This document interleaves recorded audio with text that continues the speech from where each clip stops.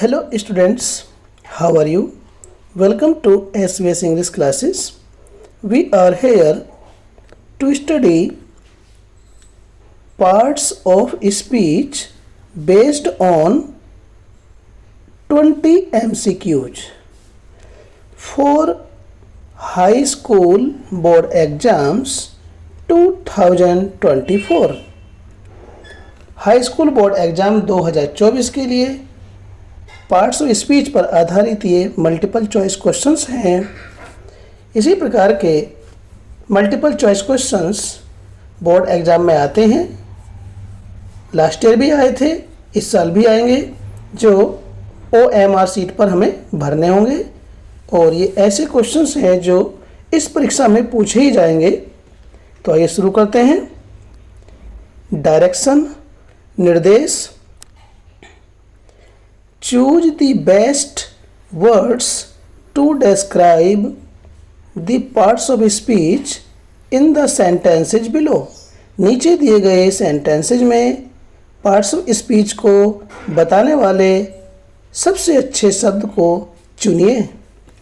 यानी कि इसमें सेंटेंस के अंदर किसी एक शब्द को अंडरलाइन किया गया है, उस शब्द की पार्ट्स ऑफ स्पीच हमें बतानी है।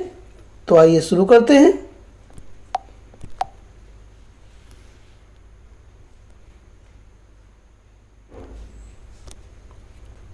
Number 1, I always go to the park on the weekends.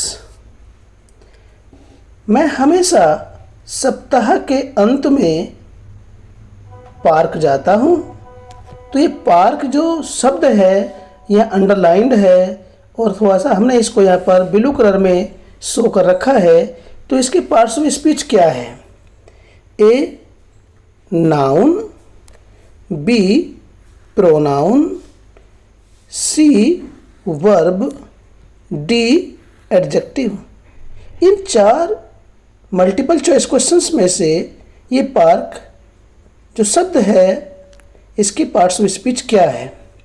तो पार्क नाउन है, सही ऑप्शन होगा A.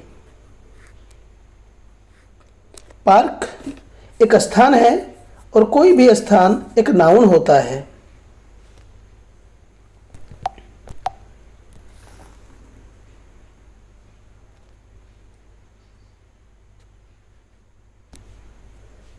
Number 2, on cold winter days I love to have a cup of hot chocolate.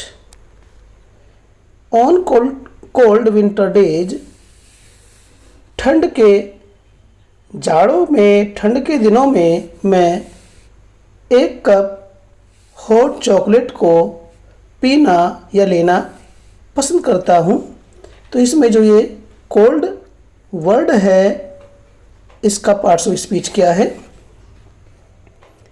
A, adverb, B, adjective, C, verb, D, noun. Students, हम यहाँ देखते हैं कि ये कोल्ड वर्ड विंटर से पहले आ रहा है और ये जो विंटर है ये डेज से भी पहले आ रहा है। तो यहाँ पर जो डेज है वो नाउन है और नाउन से पहले विंटर आ रहा है। यहाँ विंटर वैसे नाउन है लेकिन यहाँ पर ये एडजेक्टिव का कार्य कर रहा है और इससे पहले कोल्ड आ रहा है, ये भी एडजेक्टिव का कार्य कर रहा है। तो यहाँ पर कोल्ड जो है एडजेक्टिव है। इसका सही ऑप्शन होगा बी, एडजेक्टिव। शब्द कहाँ रखा हुआ है उसके सेंटेंस के अंदर रखने के स्थान से ही हमें जानकारी होती है कि उसकी पार्ट्स ऑफ स्पीच क्या है।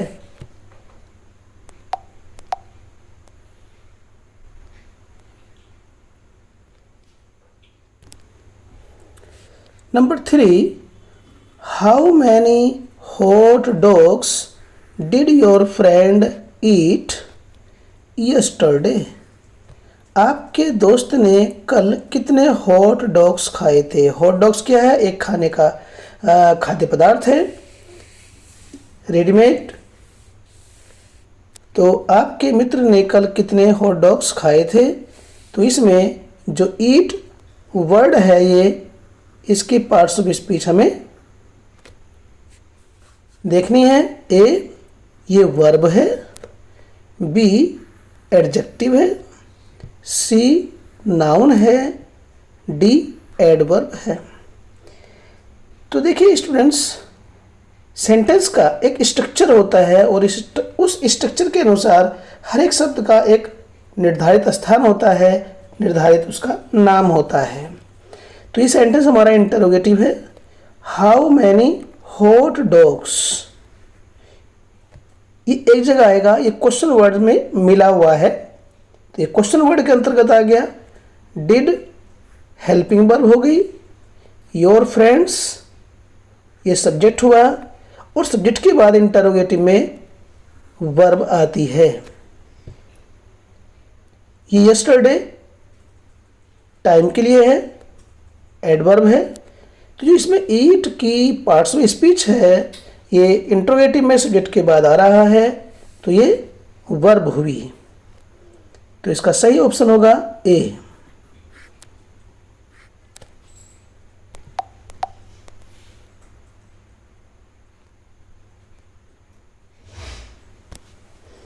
Number 4, Roger Bannister finished the mile race very quickly in 1954। Roger Bannister ने 1954 ईस्वी में मील लंबी रेस को बहुत ही तेजी के साथ समाप्त किया या पूरा किया। तो जिसमें क्विकली है, इसकी पार्ट्स ऑफ स्पीच हमें इन 4 ऑप्शंस में से, 4 एमसीक्यूज में से जो मोस्ट सुटेबल है उसको टिक करना है। तो क्विकली काम करने का तरीका बता रहा है, तो इसका पहला ऑप्शन है ए वर्ब है, बी एडजेक्टिव है, सी एडवर्ब है, डी प्रोनाउन है। वर्ब क्रिया, एडजेक्टिव विशेषण, एडवर्ब क्रिया विशेषण, डी प्रोनाउन सर्वनाम। तो ये काम करने के तरीके को बता रहा है, यह एडवर्ब है। इसका सही ऑप्शन होगा सी।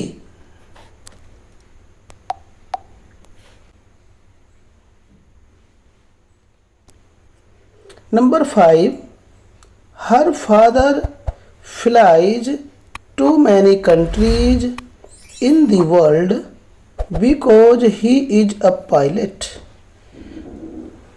उसके पिता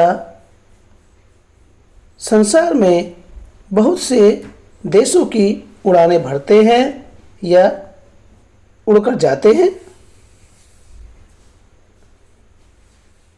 बहुत से देशों की संसार के अंदर सैर करते हैं वायुयान के द्वारा। बिकॉज क्योंकि, ही इज ए पायलट क्योंकि वह एक पायलट है, चालक हैं वायुयान के। तो इसमें जो फादर शब्द है ये इसकी पार्ट्स ऑफ स्पीच हमें टिक करनी है। ए ये वर्ब है क्रिया, बी एडवर्ब है क्रिया विशेषण, सी नाउन संज्ञा है, डी एडजेक्टिव है विशेषण है। तो स्टूडेंट्स यहाँ पर ये हर फादर जो रखा हुआ सब्जेक्ट के रूप में है, असर्टिव सेंटेंस है, और हर फादर से पहले आ रहा है तो ये पजेसिव है, हर पजेसिव है, और ये जो यहाँ पर फादर है ये नाउन के रूप में है। तो सही ऑप्शन होगा इसका सी।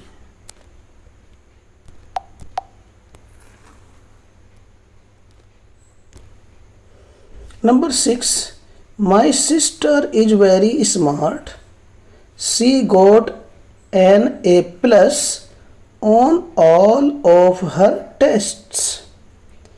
मेरी सिस्टर बहुत ही स्मार्ट है, बहुत ही होशियार है। She got an A plus on all of her test. उसने अपने सभी टेस्ट में ए प्लस ग्रेड प्राप्त किया। तो इसमें जो स्मार्ट है, ये जो स्मार्ट वर्ड आया है अंडरलाइन कर रखा है, ये क्या है? ए वर्ब क्रिया है, बी इंटरजेक्शन विस्मय बोधक है, सी एडजेक्टिव विशेषण है, टी एडवर्ब है। तो स्टूडेंट्स यहाँ पर जो स्मार्ट वर्ड है ये माय सिस्टर की क्वालिटी बता रहा है। मेरी सिस्टर कैसी है? बहुत स्मार्ट है। तो ये स्मार्ट वर्ड जो है ये एडजेक्टिव है। सी ऑप्शन सही है।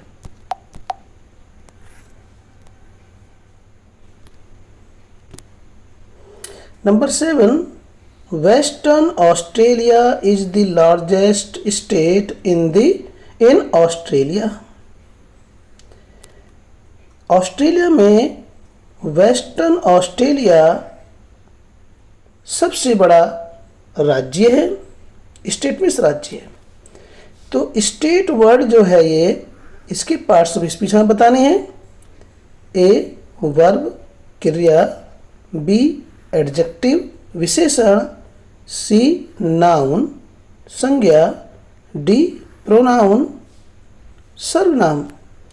तो स्टूडेंट्स लार्जेस्ट एडजेक्टिव है और स्टेट यहाँ पर नाउन के रूप में है। स्टेट मीन्स राज्य है। तो इसका सही ऑप्शन होगा सी नाउन।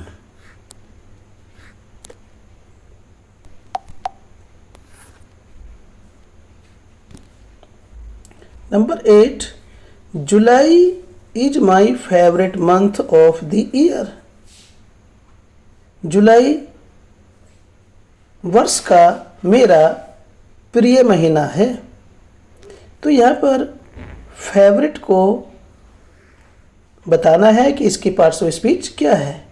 ए एडजेक्टिव विशेषण, बी वर्ब क्रिया, सी नाउन संज्ञा, डी एडवर्ब क्रिया विशेषण।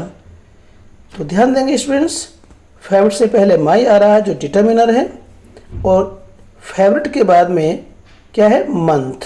ये नाउन है। डिटर्मिनर और नाउन के बीच में जो भी शब्द होता है वह प्रायः एडजेक्टिव ही होता है। तो इसका सही ऑप्शन है ए, फेवरेट एडजेक्टिव है। Number 9, steward can speak Arabic very well because he lived in Egypt for a year. Steward Arabic भाषा को बड़ी अच्छी प्रकार से बोल सकता है। Because he lived in Egypt for a year, क्योंकि वह इजिप्ट में 1 साल तक रहा। तो यहाँ पर वेरी वेल में वेल की पार्ट्स ऑफ स्पीच क्या है ये हमें बताना है। ए वर्ब क्रिया, बी एडजेक्टिव विशेषण, सी एडवर्ब क्रिया विशेषण, डी नाउन संज्ञा। तो स्टूडेंट्स यहाँ पर जो वेल शब्द है ये एडवर्ब है, क्रिया विशेषण है, यह काम करने के तरीके को बता रहा है। इसका सही ऑप्शन होगा सी adverb.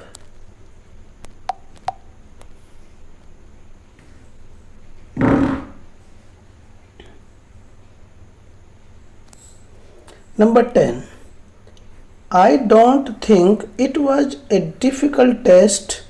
In fact, I think it was quite easy.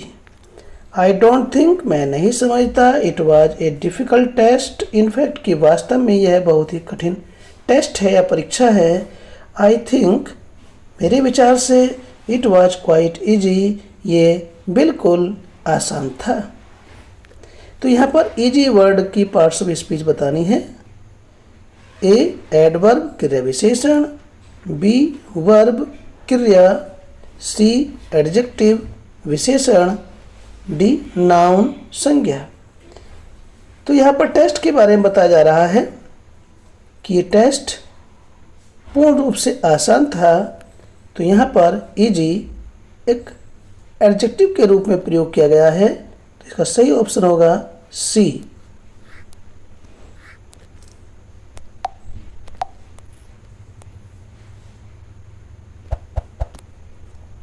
Number 11, dinosaurs were very large and they lived millions of years ago. Dinosaurs बहुत बड़े थे, विशालकाय थे और वे लाखों वर्ष पूर्व जीवित थे या रहते थे, अब अस्तित्व में नहीं है। तो यहाँ पर ईयर्स जो शब्द है इसका पार्ट्स ऑफ स्पीच बताना है। ये ए एडजेक्टिव विशेषण है, बी वर्ब क्रिया है, सी नाउन संज्ञा है, डी एडवर्ब क्रिया विशेषण है। तो स्टूडेंट्स ईयर्स यहाँ पर नाउन है, सही ऑप्शन इसका सी है, क्योंकि दिनों के नाम, महीनों के नाम और वर्ष ये नाउन के रूप में आते हैं और ईयर नाउन है।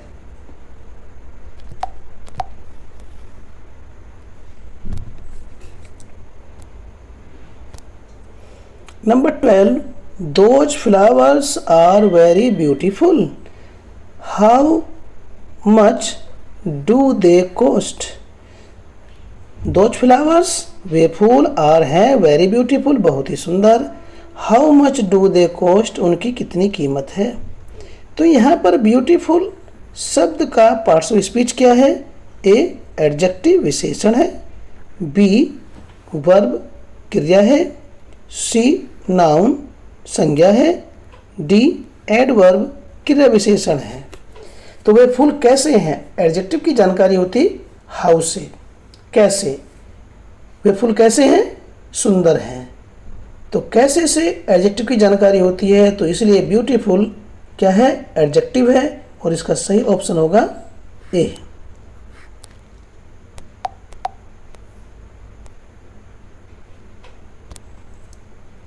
Number 13, I usually study in the library for an hour after the class work.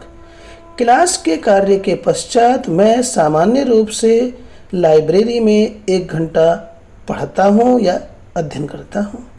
तो यूजुअली का पार्ट्स ऑफ स्पीच क्या है? ए वर्ब क्रिया है, बी एडवर्ब क्रिया विशेषण है, सी एडजेक्टिव विशेषण है, डी नाउन संज्ञा है। तो स्टूडेंट्स हमारे कुछ एडवर्ब वर्ब से भी पहले आकर के वर्ब को मॉडिफाई करते हैं, इसीलिए यूजुअली यहाँ पर एक एडवर्ब के रूप में कार्य कर रहा है और ये एडवर्ब है। सही ऑप्शन इसका बी होगा।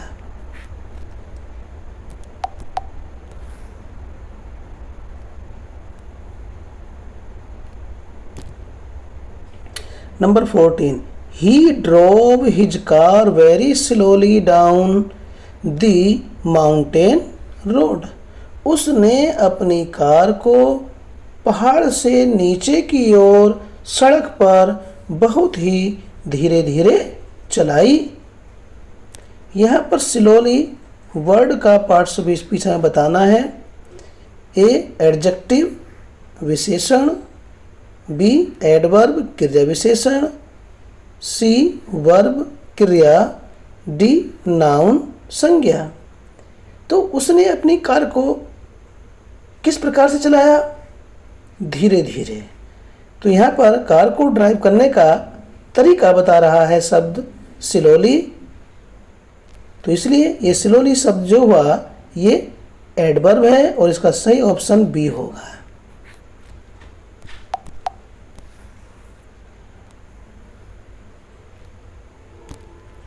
Number 15, please remember to finish your homework. कृपया अपने कार्य को पूर्ण करना याद रखिए। तो यहाँ पर होमवर्क की पार्ट्स ऑफ स्पीच हमें बतानी है। ये ए वर्ब क्रिया है, बी एडजेक्टिव विशेषण है, सी नाउन संज्ञा है, डी प्रोनाउन सर्वनाम है। तो स्टूडेंट्स, ये जो होमवर्क शब्द है ये हमारा नाउन है, इसका सही ऑप्शन सी होगा।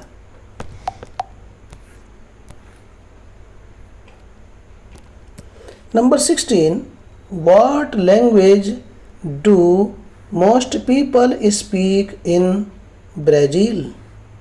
ब्राज़ील में अधिकतर लोग कौन सी भाषा बोलते हैं? इसमें स्पीक वर्ड को बताना है कि उसकी पार्ट्स ऑफ स्पीच क्या है।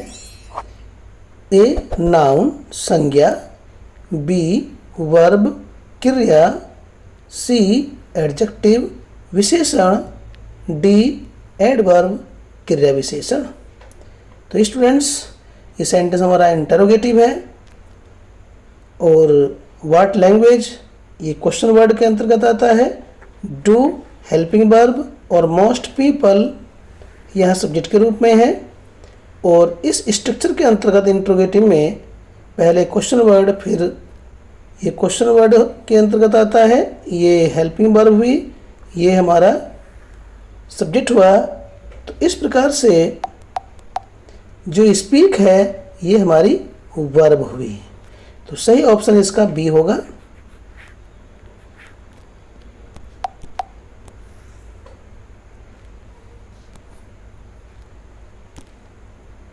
Number 17, the adjective form of advice is, यानी एडवाइस शब्द की एडजेक्टिव फॉर्म क्या है?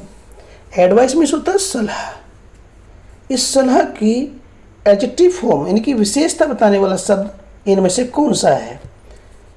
ए एडवाइज एबल, सलाह योग्य, बी एडवाइज सलाह देना, सी एडवाइजिंग सलाह दे रहा, डी एडवाइज्ड ये एडवाइज की सेकंड फॉर्म है, सलाह दी।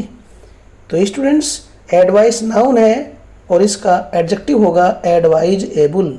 सही ऑप्शन है A.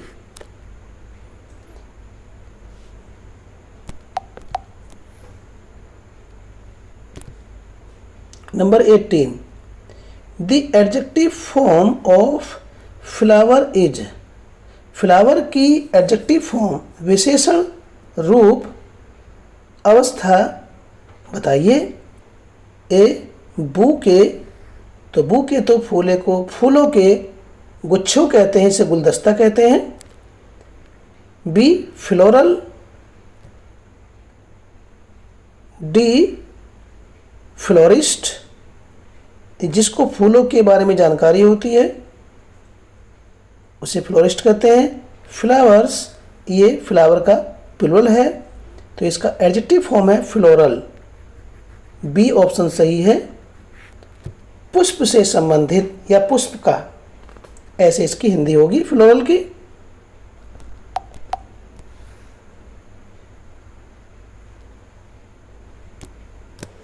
Number 19, the noun form of do is, यानी डू जो वर्ब है इसका नाउन फॉर्म या संज्ञा के रूप में डू को क्या लिखेंगे, उसकी क्या अवस्था होगी, क्या रूप होगा उसका? ए डज, ये डू का प्रेजेंट इंडेफिनिट टेंस में सिंगुलर के साथ प्रयोग होने वाली हेल्पिंग वर्ब भी है और मेन वर्ब भी है। डीड कार्य, सी डन ये डू की थर्ड फॉर्म है। डी डिड ये डू की सेकेंड फॉर्म है। मेन वर्ब के रूप में भी इसको प्रयोग किया जाता है और पास्ट इंडेफिनिट टेंस में हेल्पिंग वर्ब के रूप में भी इसको प्रयोग किया जाता है। तो डू का नाउन डीड होता है और इसका सही ऑप्शन है बी। डीड मीन्स कार्य, डू मीन्स करना और डीड मीन्स कार्य।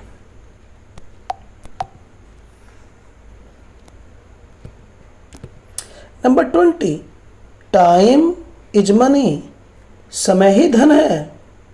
तो यहाँ पर टाइम की पार्ट्स ऑफ स्पीच क्या है?